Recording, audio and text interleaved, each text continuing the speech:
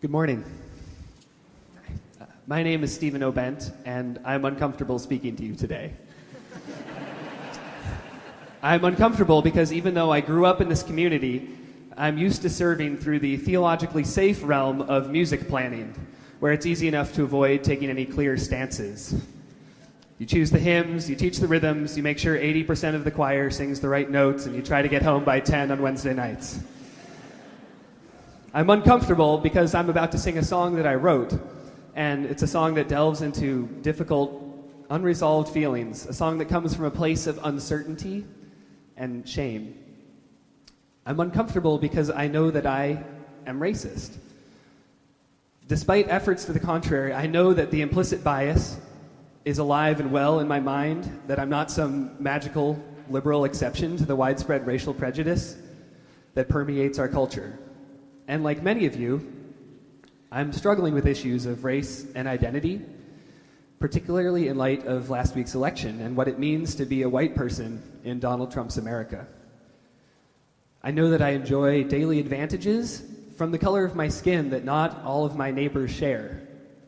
And too often, like the time an LAPD officer pulled me over and let me off with a warning because I was, in his words, just a nice white kid, I fail to call out those privileges when they happen. I'm uncomfortable because I'm not sure that what this world needs right now is another straight, white, cisgendered Christian man telling others how to think and behave. And I'm uncomfortable because by this point, I'm sure I've made you uncomfortable too. But I'm here because Lisa asked me to speak, and I trust her vision for the future of this church. And I'm here because last week, Anila Afzali reminded me that part of my privilege means my voice is heard when others are silenced. As feminist author Bell Hooks writes, naming oppressive realities in and of itself has not brought out the kinds of changes for oppressed people that it can for more privileged groups who command a different quality of attention. Or as Proverbs puts it, do not withhold good from those to whom it is due when it is in your power to do it. So now that I have your attention, permit me to swallow my discomfort and share a story. This past summer, Shannon and I went to 2 rallies organized by the Black Lives Matter movement in downtown Seattle. I remember feeling scared but excited, slightly out of place, but determined to find a way to participate. Marching past the Westlake Center, we chanted, "Whose lives matter? Black lives matter. Whose lives matter? Black lives matter." A shockingly simple idea whose controversy reveals the need for its own existence. It's difficult to imagine who would dispute such an obviously true sentence. Yet there he was, an angry man on the sidewalk shouting back, "All lives matter, all lives matter." Does this person respond to an Alzheimer's fundraiser saying all diseases matter? Do they respond to Happy New Year with "Be happy every day"? As the march went on, we received several more of these moralistically neutral responses.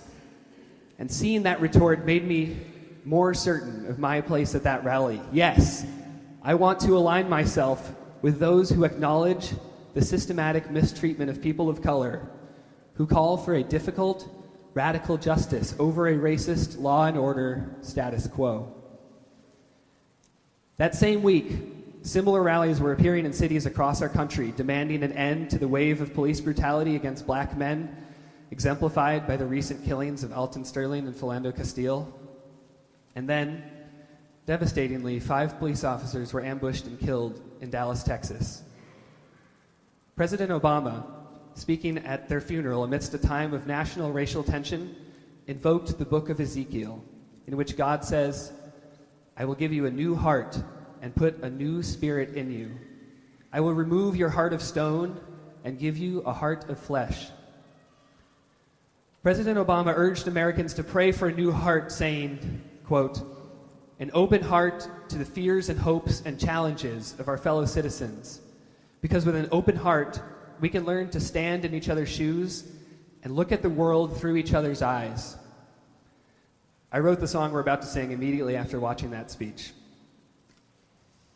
I'm uncomfortable today because I can't honestly say that God has finished giving me that new heart and I don't have any easy answers.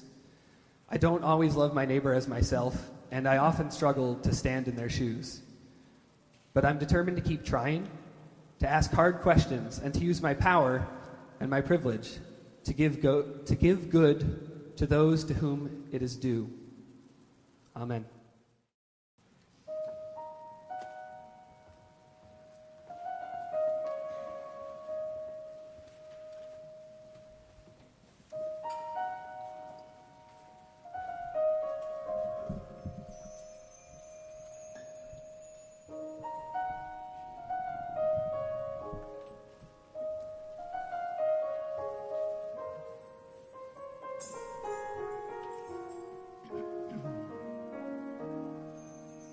What can I do today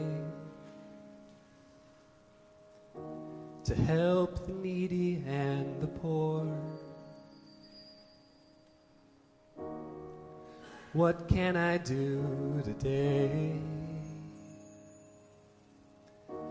to feed the hungry at my door? What can I do today to give the blind new sight? What can I do today to stand up for what I know is right? Oh, give me a new heart.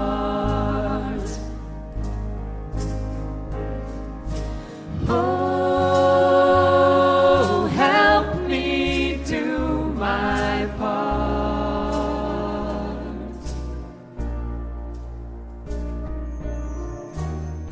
What can I do today to mend bridges and tear down walls? What can I do today to answer freedom's call?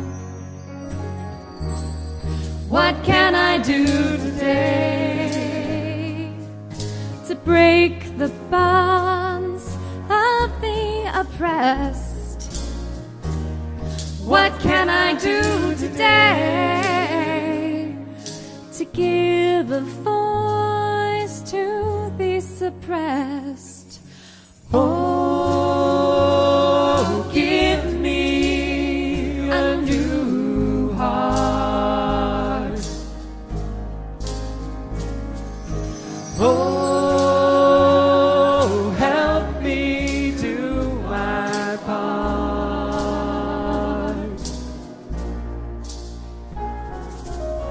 Is there more suffering in the world today, or just more ways with which to reveal it? Has the pain increased from a generation ago, or has it just gotten easier for some of us to feel it? For real, it's getting hard to conceal all the bigotry, the hatred underneath our genteel ways of dealing with difficult feelings. We're still reeling from the guilt and the shame of a difficult past that still needs healing. How do we claim to be a free nation when slavery evolved into mass incarceration and negation of rights is a daily situation? We're long overdue for a national revelation. It's time for us to wake up to reality. It's time for us to take a stand against brutality. Our brothers and sisters are in need of an ally. We must ditch neutrality if we want to claim morality. What can I do today? When people ask for dignity, respect them. What can I do today? When people say they're in pain, don't neglect them. What can I do today? When people stand up to systematic oppression, use your privilege to protect them. When people say Black Lives Matter, don't correct them. Oh, give me a new heart. What can I do today? Oh, help me do my part. Help me do my part. Yeah. What can I do today?